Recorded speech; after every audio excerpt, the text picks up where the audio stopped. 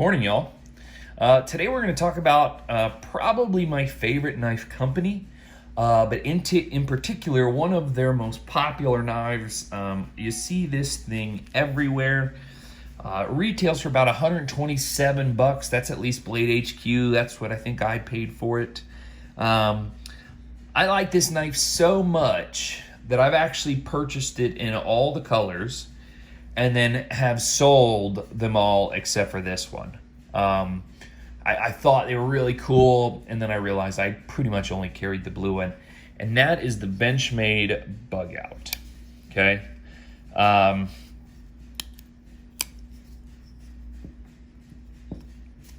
want to start off by saying, I'll admit, Benchmade is probably my favorite knife company.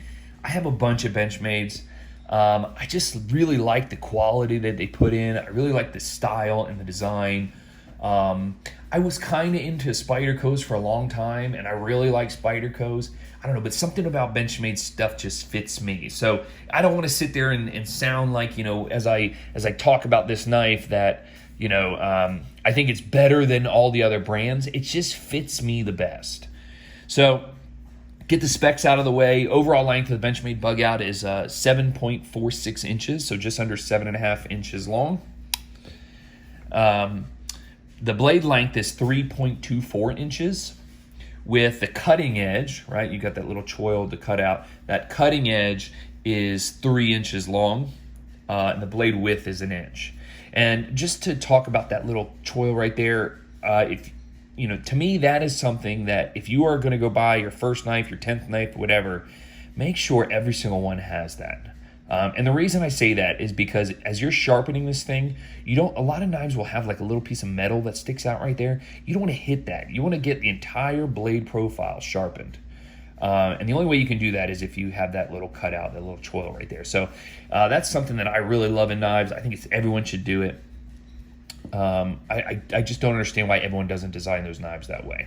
All right, so let's talk about it. Well, the big thing, right? Let me go back over specs. It uses CPM S30V steel, as you can see here. What I would consider a primo steel. It's one that a lot of knives use. I think it was first used or maybe popularized by Chris Reeve with his Sapenza line. Obviously, lots of knives come out in S30V and other blade steels, S35VN, S90, S110, etc. But I think this is a really great overall steel. Holds an edge in particular, fantastic. You guys can see, this one is worn. There's a little bit of glue on the tip of it. I've sharpened it. You can kind of see right there, I've sharpened it, nicked it a little bit. I'm not a guy, and if you've watched my other videos, you've probably seen this. Like, I carry these things. Like, to me, a pocket knife is a tool that you use every single day. My wife actually teases me if I don't have a pocket knife on me.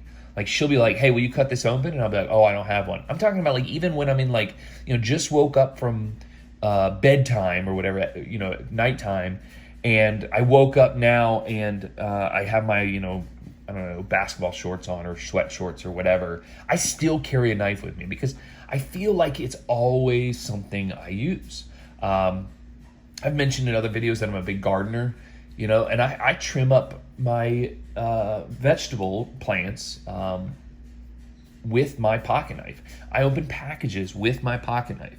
I carry it all the time. I have two real main things I look for in a knife before I'm going to carry it.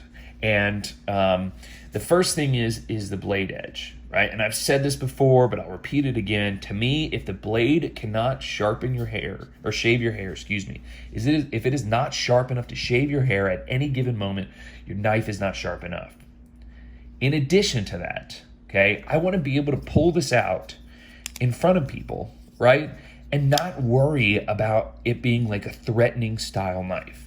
Okay, so what I want in a knife is to be able to feel comfortable that if I'm at a restaurant or if my kids ask me to open up a package out in a parking lot or whatever it is, I can pull this out, open it up, cut open a box, and no one feels intimidated and threatened by it.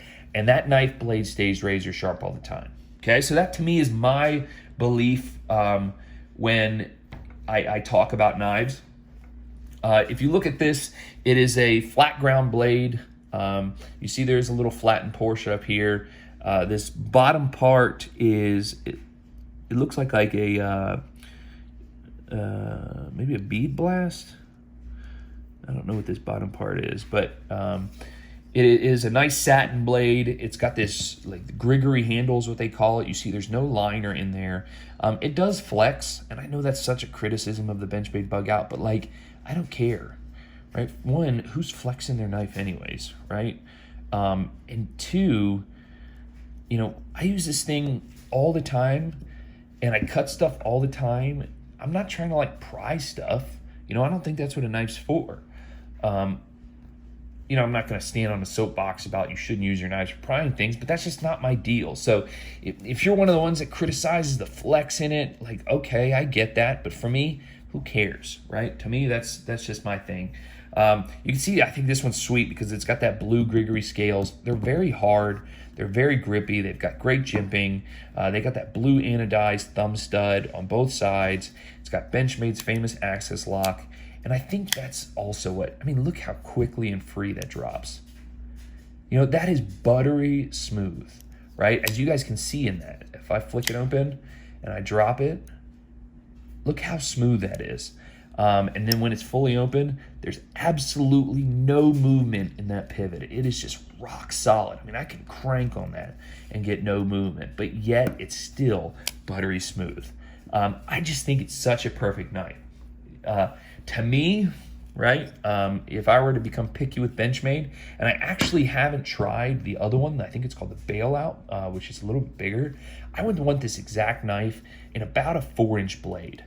You know, just a hair longer. And the reason is sometimes I need just that extra reach, and I'm a big guy as well, so to me, little knives in my hands, as you can kind of see, like, you know, kind of gets lost in my hands sometimes.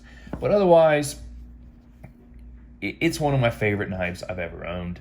I think if you have the $130 and you want to go get a good, nice knife, I can't imagine buying a better knife than a Benchmade Bailout. If you got any other suggestions, please leave them in the comments. Otherwise, thank you guys. See you later.